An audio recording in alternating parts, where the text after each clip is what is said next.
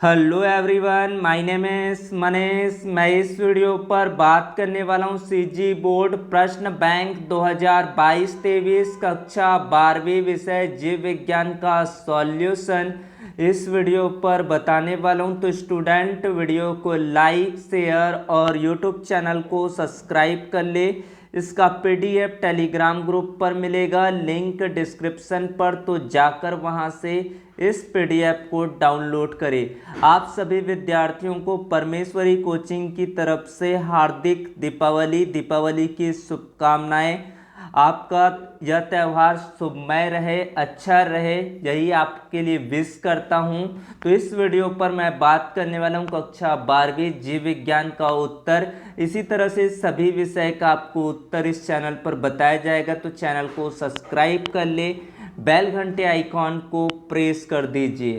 पहला प्रश्न, युग्मक जनन एवं भ्रूणोद्भव में अंतर स्पष्ट कीजिए। गैमेटोजेनेसिस एंड एम्ब्रियोजेनेसिस में आपको अंतर बताना है, क्या होता है, दोनों में क्या डिफरेंसेस है। तो पहला पॉइंट, यह अगुणित युग्मकों के निर्माण की प्रक्रिया होता है गैमेटोजेनेसिस, या एक कोष की द्विगुणित युग्मनज से बहुकोष की भ्रूण के निर्माण की प्रक्रिया। ये पहला पॉइंट रहा। युग्मक निर्माण द्विगुणित जीवों में अर्धसूत्री विभाजन द्वारा तथा अगुणित जीवों में समसूत्री विभाजन द्वारा होता है। भ्रूणोद्भव में केवल समसूत्री विभाजन तथा कोशिकीय विभेदन जैसी प्रक्रियाएं होती है। युग्मक जनन दो प्रकार का हो सकता है, शुक्राणु जनन और अंड जनन। भ्रूणोद्भव में ऐसा भिन्नन नहीं पाया जाता है। अंत में एक कोशिकीय संरचनाओं का निर्माण होता है, अंत में बहुकोशिकीय संरचनाओं का निर्माण होता है। तो बहुत ही आसानी से ये उत्तर आप याद कर सकते हैं। इस तरह से आप दोनों में आप अंतर देख सकते हैं, गैमेटोजेनेसिस एंड एम्ब्रियोजेनेसिस में। उसके बाद देखते हैं आपका अगला प्रश्न, अलैंगिक जनन से प्राप्त संतति को क्लोन क्यों कहा जाता है। मोस्ट आईएमपी ये प्रश्न है। अलैंगिक जनन विधि में केवल समसूत्री विभाजन मिटोसिस शामिल होता है, इसलिए इस विधि द्वारा उत्पन्न संतति एक दूसरे के समरूप और पूर्ण रूप से अपने जनक के समान उत्पन्न होती है। आकारिकीय, मार्फोलॉजिकल और आनुवंशिकी जेनेटिकली रूप से जनक के समान जीवों को क्लोन कहा जाता है। ये भी क्वेश्चन आपको पूछा जा सकता है कि क्लोन किसे कहते हैं। इसलिए अलैंगिक जनन द्वारा उत्पन्न संतति को क्लोन कहते हैं। इस तरह से आपका दूसरे का उत्तर रहेगा, आप आसानी से इसको समझ सकते हैं। उसके बाद बात करते हैं आपके अगला प्रश्न। ये भी क्वेश्चन आपको कई बार पूछा जा चुका है। बाह्य निषेचन और आंतरिक निषेचन में आपको अंतर याद करना है। एक तरफ का याद है तो आपको दूसरी तरफ का आसानी से याद हो जाएगा। यह निषेचन शरीर के बाहर होता है, जैसे कि आप समझ रहे हैं बाह्य निषेचन। यह निषेचन शरीर के अंदर होता है। इसमें निषेचन के लिए माध्यम की आवश्यकता होती है, इसमें निषेचन के लिए माध्यम की आवश्यकता नहीं होती। इसमें मैथुन क्रिया की आवश्यकता नहीं होती है, इसमें मैथुन क्रिया की आवश्यकता होती है। इसमें सहायक प्रजनन अंगों का अभाव होता है, इसमें सहायक प्रजनन अंगों की आवश्यकता होती है। तो कितना आसानी से ये उत्तर आपको याद हो जाएगा। बात करते हैं आपके अगला प्रश्न, थैली लगाना तकनीक क्या है, पादप जनन में यह कैसे उपयोगी है, इसको बताना है। यह पादप प्रजनन कार्यक्रम की एक प्रमुख विधि है। बैगिंग की प्रक्रिया में मादा जनक के रूप में लिए गए पुष्प को विपुंसन के बाद बटर पेपर में बनी एक थैली द्वारा बांध दिया जाता है। यह थैली ग्राह्य वर्तिकाग्र को किसी अवांछित परागकण से परागित नहीं होने देती। वर्तिकाग्र को वांछित परागकण से परागित करने के बाद थैली पुनः बांध दी जाती है, ताकि अन्य कोई परागकण यहाँ नहीं पहुँच सके। बैगिंग चयनित पादप प्रजनन कार्यक्रम की सफलता हेतु आवश्यक है, ताकि केवल वांछित संकरण उत्पाद को प्राप्त हो सके। इस तरह से ये उत्तर और ये मोस्ट इम्पॉर्टेंट ये क्वेश्चन है। बात करते हैं आपके पॉली एम्ब्रियोनी क्या होता है और इसके महत्व इम्पोर्टेंस को देखेंगे। तो बहुभ्रूणता, जब एक ही बीज में एक से अधिक भ्रूण पैदा हो जाते हैं तो इस प्रजनन या दशा को बहुभ्रूणता कहते हैं। तो परिभाषा आपको यहाँ से याद करेंगे। बहुभ्रूणता का महत्व देखें तो रोग मुक्त पौधे बहुभ्रूणता की प्रक्रिया से प्राप्त होते हैं, ये पहला पॉइंट हो गया। बहुभ्रूणता के माध्यम से उच्च उत्पादकता और उपज वाले संकर पौधे प्राप्त किए जा सकते हैं, ये भी इम्पोर्टेंट है। विभिन्न परिस्थितियों में जीवित रहने के लिए बेहतर अनुकूलन क्षमता वाले बीज बहुभ्रूणता के माध्यम से ही प्राप्त किए जाते, तो ये बहुभ्रूणता का महत्व हुआ। इस तरह से आपको उत्तर देना है। बात करते हैं आपके छठवें प्रश्न पर, तो पर परागण की कोई 3 महत्व आपको लिखना है। पर परागत पुष्पों की संतानें अधिक स्वस्थ तथा पुष्ट होती है, तो ये पहला पॉइंट रहा। दूसरा, पर परागण द्वारा उत्पन्न संतानों में एक ही जाति के 2 विभिन्न पौधों के गुणों का मिश्रण होता है, इसमें नए तथा उपयोगी गुणों के मिलने की संभावना हो जाती है।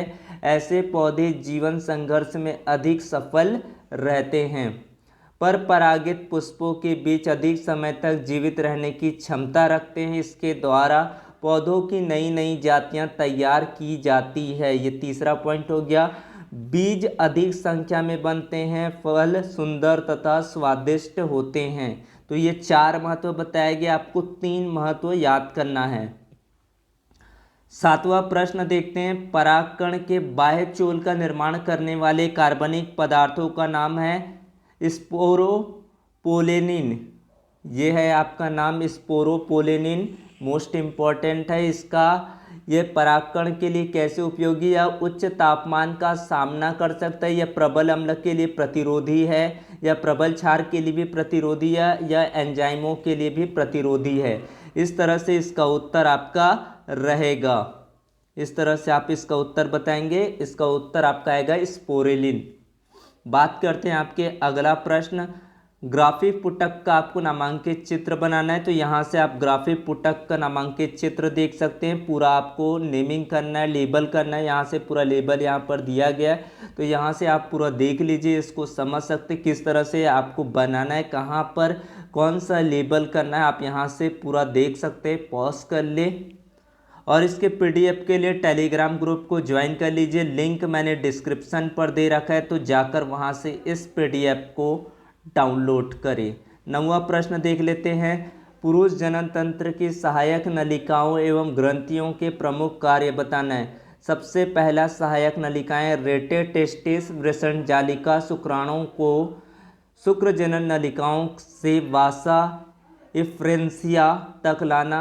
दूसरा आपका होता है वासा इफ्रेंसिया शुक्र वहिकाएं शुक्राणु को रेटे टेस्टिस से अधिवृषण तक लाना। अधिवृषण शुक्राणुओं का परिपक्वन तथा उसे वासा इन्फ्रेशिया से शुक्रवाहक तक लाना। इस तरह से पूरा सहायक नलिकाओं के बारे में यहाँ से देखकर इसके कार्य को आप लिख लेंगे। शुक्रवाहक का काम होता है शुक्राणुओं को अधिवेशन से स्खलन नलिका के माध्यम से मूत्र नलिका तक लाना। मूत्रवाहिका यूरेथ्रा का कार्य होता है शुक्राणुओं का शीशन नाल के माध्यम से शरीर से बाहर लाना। ये रहा आपके सहायक नलिका। कम से कम 3 सहायक नलिका के नाम आपको याद होना चाहिए। सहायक ग्रंथियाँ शुक्राशय, सेमिनल वेसिकल। शुक्री द्रव के 60% भाग का निर्माण इसमें शुक्राणु पोषण हेतु फ्रक्टोज और कुछ प्रोस्टाग्लैंडिन्स पाए जाते हैं। प्रोस्टेट ग्रंथि वीर्य के 25 से 30% भाग का निर्माण इसमें एंजाइम व सक्रियक होते हैं। उसके बाद है काउपर्स ग्रंथि सिसिन का स्नेहन। इस तरह से आपको बताना है। इसका उत्तर यहाँ से आप देख सकते हैं और इसको पूरा आप नोट कर लेंगे कॉपी में। मोस्ट इम्पॉर्टेंट क्वेश्चन है, ये क्वेश्चन आपको एग्जाम पर पूछे जा सकते हैं। बात करते हैं आपके अगला प्रश्न। मानव भ्रूण का पोषण किस प्रकार होता है, इसको आपको बताना है। माँ के शरीर में गर्भस्थ भ्रूण एक रस्सी जैसी संरचना के साथ अप्रा के माध्यम से जुड़ा होता है। अप्रा गर्भाशय की भित्ति पर विकसित होता है। माँ के शरीर से पोषक तत्व अप्रा के माध्यम से भ्रूण में प्रवेश करते हैं। अप्रा एक तस्करी आकृति का एक ऊतक होता है जो गर्भाशय की भित्ति में धंसा होता है। अप्रा भ्रूण की ओर प्रवर्ध विली बनाता है तथा माँ के शरीर की ओर गुहाएं प्रवर्ध ग्लूकोज, अमीनो अम्ल, ऑक्सीजन आदि के अवशोषण के लिए वृहद क्षेत्र उपलब्ध करवाता है। इस तरह से इसका उत्तर आपका रहा तो यहाँ से आप इसको नोट कर लेंगे कॉपी पर। उसके बाद बात करते द्वितीयक लैंगिक लक्षण से क्या तात्पर्य होता है। तो बात करते द्वितीयक लैंगिक लक्षण वे होते हैं जो यौनारंभ पर उभर आते हैं, वे लैंगिक अंगों या प्रजनन अंगों के द्वारा विकास से जुड़े नहीं हैं। सबसे पहले बात करते हैं तो इसमें आपको लक्षण देखते हैं। पुरुष में द्वितीयक लक्षण तो आवाज़ का भारी हो जाता है, चेहरे पर मूंछ और दाढ़ी निकल आता है, शरीर सुडौल और बलशाली हो जाता है, कंधे चौड़े हो जाते हैं। इस तरह से ये द्वितीयक लक्षण रहा पुरुषों का।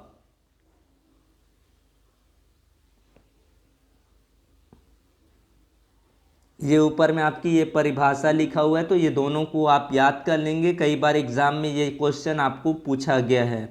एमनियोसेंटेसिस कई बार बहुत ही आईएमपी क्वेश्चन है। एमनियोसेंटेसिस से समाज को क्या नुकसान होता है। देखिए, एमनियोसेंटेसिस भ्रूण परीक्षण की एक तकनीक है जिसमें सर्जिकल सुई द्वारा मादा के गर्भाशय से एमनियोटिक द्रव को शरीर से बाहर निकाला जाता है और एमनियोटिक द्रव में उपस्थित फोएटस कोशा का संवर्धन किया जाता है। इस तरह से आपको एमनियोसेंटेसिस जान लीजिए। यह कई वंशानुगत विकारों जैसे कि डाउन सिंड्रोम, टर्नर सिंड्रोम जैसे विकारों का पता लगाया जा सकता है। हालांकि इस प्रक्रिया को बड़े पैमाने पर दुरुपयोग द्वारा चिन्हित किया गया है। एमनियोसेंटेसिस मां के गर्भाशय में लिंग की पहचान, प्रसव पूर्व लिंग निर्धारण की अनुमति देता है। इससे कन्या भ्रूण का गर्भपात या हत्या हुई है, जो हमारे देश के कई राज्यों के लिंग अनुपात को दर्शाता है। इस तरह से इस पूरे उत्तर को आपको याद कर लेना है। बात करते हैं आपके अगले प्रश्न 13वां प्रश्न पर जनसंख्या नियंत्रण के आपको उपाय बताना है। तो किस तरह से उपाय हो सकते हैं जनसंख्या नियंत्रण के उपाय निम्नलिखित है। पहला है आपका शिक्षा का प्रसार।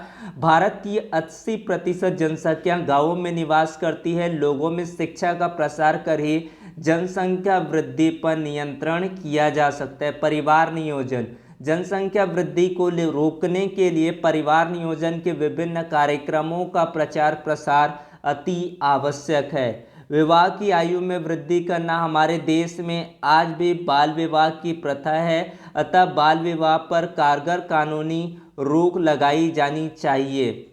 चौथा पॉइंट, संतानोत्पत्ति की सीमा निर्धारण करना, जनसंख्या विस्फोट से बचने के लिए प्रत्येक दंपत्ति की संतानों की संख्या 1 या 2 करना अति आवश्यक है। इस तरह से पूरा पॉइंट लिख सकते हैं। तो इस वीडियो पर आपको 13 प्रश्नों का उत्तर दिया हूं। ऐसे ही आपको पूरे प्रश्नों का उत्तर आपको दिया जाएगा। चैनल को सब्सक्राइब कर लो। Thank you so much.